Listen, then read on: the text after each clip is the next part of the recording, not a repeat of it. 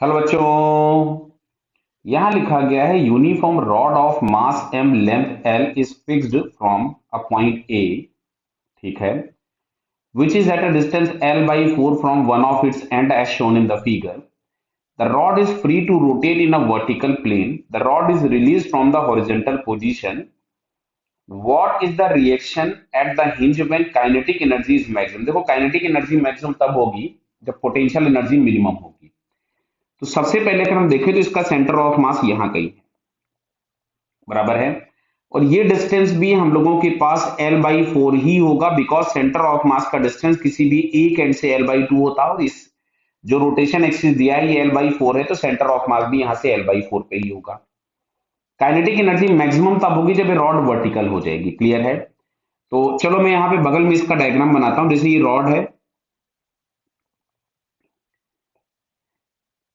बराबर है, ध्यान से देखिएगा। ये हम लोगों के पास एक रॉड गिवन है जो कि किसी इस पॉइंट पे सस्पेंडेड है, और इसका सेंटर ऑफ मास यहां कहीं पे है। तो अब देखो क्या होता है, कभी भी किसी ऑब्जेक्ट की अगर वर्टिकल हाइट चेंज हो रही होती है तो हमको पोटेंशियल एनर्जी के लिए एक रेफरेंस लेना होता है। चलिए मैंने रेफरेंस यही ले लिया। रेफरेंस आप कहीं भी ले सकते हैं, लेकिन सबसे अच्छा रेफरेंस होता है या तो ऑब्जेक्ट की इनिशियल पोजीशन पे ले लो या ऑब्जेक्ट की फाइनल पोजीशन पे ले लो।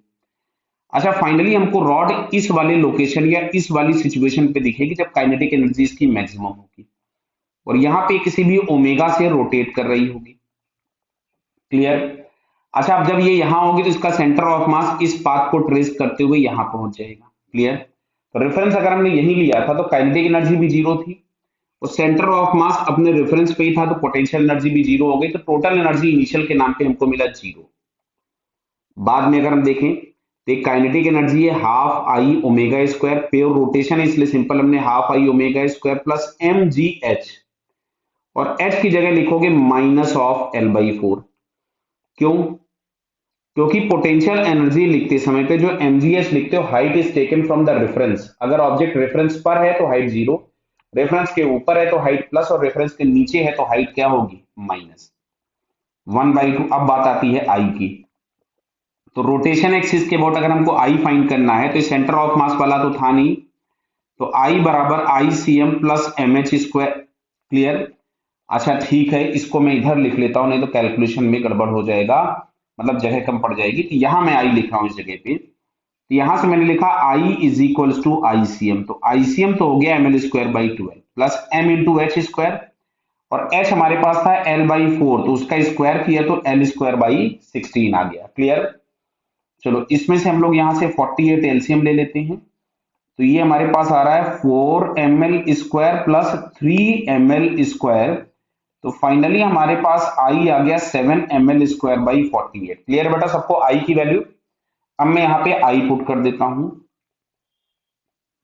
तो 7 ml स्क्वायर अपॉन 48, इससे इसको यहां से उड़ा देते हैं 12 टाइम्स। क्लियर हो रहा है ना। और एम एल से एम एल कैंसिल कर देते हैं, हाफ आई ओमेगा स्क्वायर आएगा, है ना, ओमेगा स्क्वायर भी है। तो अभी यहां से हमारे पास ओमेगा स्क्वायर की वैल्यू दिख रहा है 12 इंटू टू हो जाएगा 24, 24 जी अपॉन 7 एल, ये मिला हमको ओमेगा स्क्वायर। अब वापस आते हैं। अच्छा हम लोग अब अगर हम देखेंगे तो यहाँ पे रॉड पे एक नीचे की तरफ में एमजी लग रहा होगा सेंटर से, और ये जो सस्पेंशन पॉइंट या हिंज है यहां से नॉर्मल लग रहा होगा ऊपर। और आपसे यही पूछा हुआ है कि रिएक्शन फोर्स क्या होगा when kinetic energy becomes maximum. तो काइनेटिक एनर्जी मैक्सिमम जब होगी तो वो हमने ओमेगा फाइंड कर लिया। अब अगर हम यहां से देखें तो सर्कुलर मोशन की कंडीशन हमको यूज करनी पड़ेगी, मतलब हम इक्वेशन में लिखेंगे N minus M G is equals to M into A C, और एसी के नाम पे हम लोग लिखेंगे आर ओमेगा स्क्वायर। अच्छा, आर जो भी है उस सेंटर का रोटेशन एक्सिस से डिस्टेंस होता है। ये हमारे पास क्या, आप लोगों को एल बाई फोर दिख रहा है, तो यहां से हमारे पास मिलता है N minus M G is equals to M L by four into omega square. Omega square आ रहा था 24 जी अपॉन 7 एल। क्लियर है। एल से एल कैंसिल हो गया, इससे इसको कैंसिल कर दीजिए 6 टाइम्स।